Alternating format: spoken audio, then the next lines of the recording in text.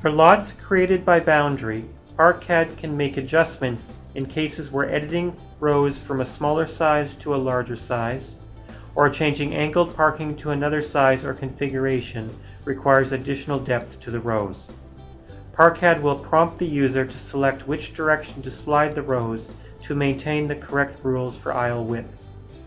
If necessary, the software will remove a row of stalls at the end if there is not enough space.